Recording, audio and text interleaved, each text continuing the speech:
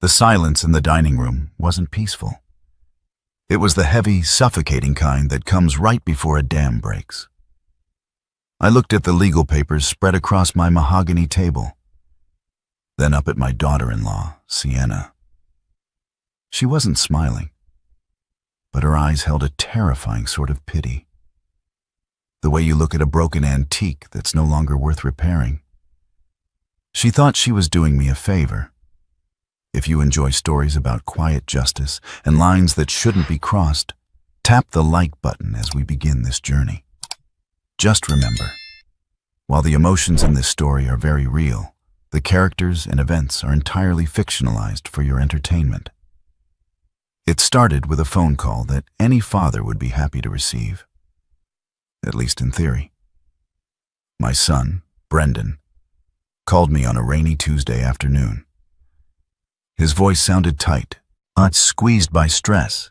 He explained that the construction on their new forever home had hit a snag, a permitting issue coupled with a supply chain delay.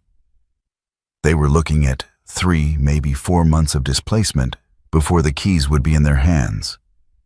Their lease was up, and extending it wasn't an option financially. I didn't hesitate. I live alone in a house that was built for a large family. It's a sturdy brick colonial that I bought 40 years ago with my late wife. It has 4 bedrooms, a finished basement, and too much silence. I told Brendan that he and Sienna were welcome to stay. I thought it would be a chance to reconnect, to fill the hallways with life again. I didn't realize that by opening my door, I was inviting a meticulously planned inspection of my entire existence. If you've ever regretted being too generous with family, you know exactly the sinking feeling that was waiting for me. Moving day was chaotic. I expected a few suitcases and maybe some essential furniture. Instead, a massive moving truck backed into my driveway, cracking the edge of the asphalt I'd been meaning to patch. Sienna directed the movers with the precision of a drill sergeant. She walked into the foyer, not with a greeting, but with a critical scan of the environment. She bypassed a hug and went straight to inspecting the dust on the banister. "It smells like old paper in here, Walter," she said, wrinkling her nose. She didn't say Dad or Walter, thanks for having us. Just a critique of the atmosphere. I brushed it off. I told myself she was stressed. Moving is hard on everyone. Then I helped carry in boxes labeled Sienna's wardrobe summer and Sienna's wardrobe winter, wondering where exactly they thought all this was going to fit. My house is comfortable, but it isn't a warehouse. That first night, as boxes walled off my living room, I felt the first tremor of my sanctuary collapsing. The first week established a routine that felt less like guests visiting and more like a hostile takeover. I am a creature of habit. I wake up at 6, drink black coffee, and read the financial news in physical newspapers. I don't like tablets. I like the feel of newsprint. On Thursday morning, I came down to find my newspapers in the recycling bin. Sienna was at the counter, making a green smoothie with a blender that sounded like a jet engine. "I tossed those papers," she said over the noise. "They clutter up the island. Well, plus, think of the trees, Walter. You can read everything on your phone." She offered me a glass of green sludge. "Also, Brendan and I are going to handle the grocery shopping from now on. We noticed your fridge is full of, well, cheap stuff. Processed meats, generic brands. We want to help you eat like someone of your status, or at least what your status should be." It was a backhanded comment wrapped in a smile. She assumed I bought generic because I had to, not because I saw no point in paying for a label. The assumptions about my finances began to bleed into every conversation. I drive a 12-year-old truck. It runs perfectly. I change the oil myself, and I keep the engine spotless. The paint is faded, and there is a dent in the bumper from a parking lot mishap years ago. To me, it's reliable transportation. To Sienna, it was a public embarrassment. One afternoon, I was washing the truck in the driveway. Sienna pulled up in her least luxury SUV. She stepped out, adjusting her designer sunglasses. "Walter," she sighed, walking over. "Brendan and I were talking. Maybe it's time to trade this in? There are programs for seniors with limited income. We could help you fill out the paperwork." I paused, sponge in hand. "The truck is fine, Sienna. I like it." She patted my arm patronizingly. "It's okay to admit things are tight. We aren't going to judge you for falling behind." She walked inside before I could correct her. She had already decided on the narrative.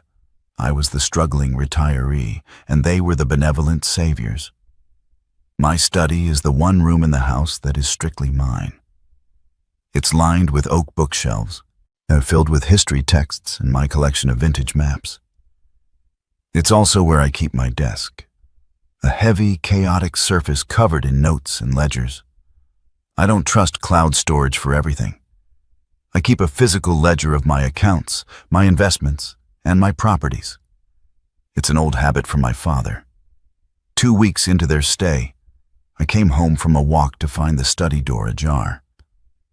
I walked in to see Sienna running a finger along the spine of a leather-bound book. She jumped slightly when I cleared my throat. "Just looking for a pen," she said quickly. "This room is such a waste of square footage, Walter. It's so dark. If you knocked out that wall," she pointed to the partition separating the study from the living room, "you'd get an open concept. It would increase the resale value immensely." I stepped between her and the desk. "I'm not selling, Sienna, and please, don't come in here without asking." She rolled her eyes. "Just trying to maximize your assets. Someone has to." The improvements started small, then escalated rapidly. I came home one day to find my curtains, heavy velvet drapes my late wife had chosen, gone. In their place were flimsy white linen sheets that let in too much light. "Brightening up the space," Sienna chirped. "It makes the room look bigger. Psychological trick for buyers." "I told you, I am not selling," I said, my voice hardening.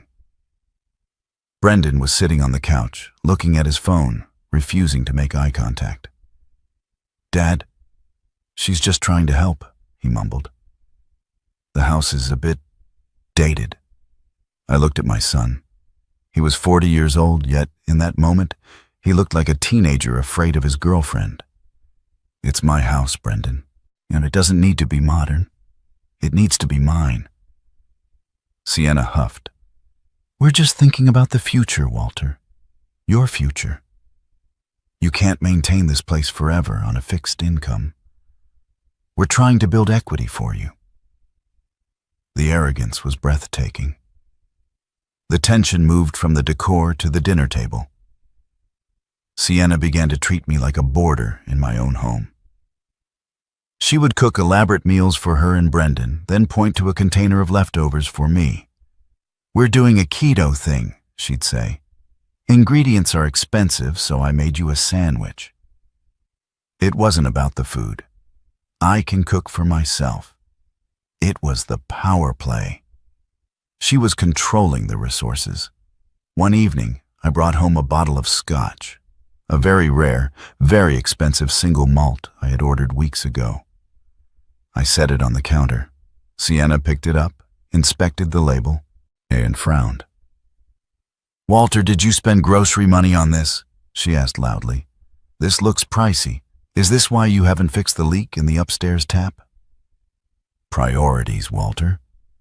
I took the bottle from her hand. "The tap is fixed. I did it this morning, and what I spend my money on is my concern." She exchanged a look with Brendan, a look that said, "He's losing it. He's spending recklessly."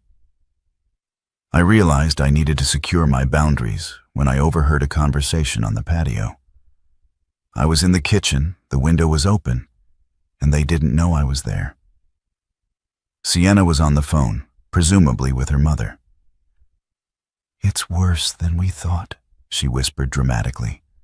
"The place is falling apart. He's driving a junker. I think he's barely making property taxes. Brendan is too soft to say it, but we're going to have to intervene. If we don't, yes, the bank is going to take this house, and there goes our inheritance." I froze. It wasn't concern. It was greed masked as concern. She viewed my frugality as poverty and my house as her future asset. She wasn't worried about me. She was worried about losing the capital she thought she was entitled to. I quietly closed the window. I didn't confront them yet. I needed to see how far she would go. I walked into my study, unlocked the bottom drawer, and took out the black ledger. I checked the columns. I wasn't worried about the bank. I was the bank. The contractor showed up on a Saturday morning. I hadn't called anyone. I was drinking coffee when a man in a polo shirt knocked on the door, holding a clipboard. "Here for the estimate," he said. "Kitchen demo and master bath expansion." I stepped out onto the porch. "Ah, you have the wrong house." Sienna pushed past me, wearing a robe. "No, he's here for us. Hi, I'm Sienna." She turned to me, her voice dropping to that patronizing tone again. "Walter, listen. We're going to pay for the renovation. Consider it rent. It will update the plumbing and the electrical, which I'm sure are dangerous by now. You need a safe home." I looked at the contractor, who looked uncomfortable. "There will be no demo," I said clearly. "Please leave my property." Sienna's face turned crimson. "I am trying to save you from living in a squalor," she hissed. "Why are you so stubborn and proud?" That afternoon, the atmosphere in the house was toxic. Brendan tried to play peacekeeper. He came into the living room where I was reading. "Dad, look. Sienna is just... She has high standards. She's worried. She thinks you're drowning financially and hiding it. She wants to fix the house up, so if you do need to sell, you get top dollar. She's trying to protect the family asset." "The family asset," I repeated. "Brendan, this is my home, not an asset for your portfolio." He looked down at his shoes. "We know you don't have much savings, Dad. Mom was sick for a long time. We know that drains people. Just let Sienna manage the house project. It gives her something to do, and it helps you." They had constructed an entire reality where I was destitute. I realized telling them the truth casually wouldn't work. They wouldn't believe it. They needed hard evidence. The breaking point approached when I found Sienna going through my mail. It was subtle. She had organized the pile on the counter. Oh, but the envelopes were in a different order than the postman leaves them. My bank statements, usually sealed tight, looked like the adhesive had been tampered with. I didn't say a word. I just took the mail to my study and locked the door. Inside, I called my lawyer, Graham. Graham has been my friend since college. We made our money together in commercial real estate back in the 80s. "Graham," I said, "I need you to draft a document. A revocation of any potential power of attorney and a clear statement of estate planning." Graham laughed. "The kids moving in not going well?" "They think I'm broke, Graham, and they're measuring the drapes for my funeral." I looked at the ledger open on my desk. The numbers were black, solid, and undeniable. It was time to give a math lesson. Sienna decided to escalate matters. She invited neighbors over for drinks, neighbors I had known for 20 years. I came downstairs to find a party in full swing. Sienna was holding court, pouring wine. "Oh, we're just happy to be here for Walter," I heard her say. "It's a lot of work, taking care of an aging parent. But we couldn't let him live like this alone." My neighbor, Mrs. Higgins, looked spotting me. "Walter, Sienna was just telling us how you're adjusting." I smiled, a tight, dangerous smile. "I'm adjusting fine, Martha, though I am surprised to find a party in my living room." Sienna rushed over, linking her arm through mine. Her grip was tight. "Now, Walter, don't get agitated. Socializing is good for the cognitive function." She was publicly painting me as senile. That was the moment the game changed. This wasn't just about the house anymore. No, it was about my reputation. The climax came 3 days later. Sienna announced a family meeting. She set the table with official-looking pads of paper and pens. She made Brendan sit on her right. I sat at the head of the table. "Walter," she began, clasping her hands, "we've done some calculations. The cost of running this house, heating, taxes, insurance, it's too much for a single pension." She slid a piece of paper toward me. It was a budget she had made up, based entirely on guesses. "We have a solution. We're willing to take over the mortgage. We will refinance the house in our name. You can continue to live here in the in-law suite downstairs, and we will manage the finances. It relieves you of the burden." She smiled, a shark showing its teeth. "It's the only way to avoid bankruptcy, Walter." "Well, we know you're in trouble." I picked up the paper.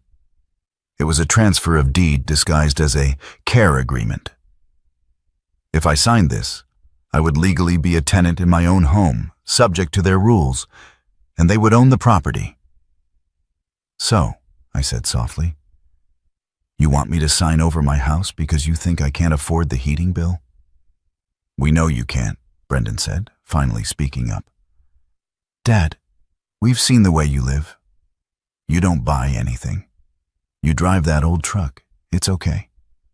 We're stepping up." "And if I refuse?" I asked. Sienna's eyes narrowed. "Then we can't stay.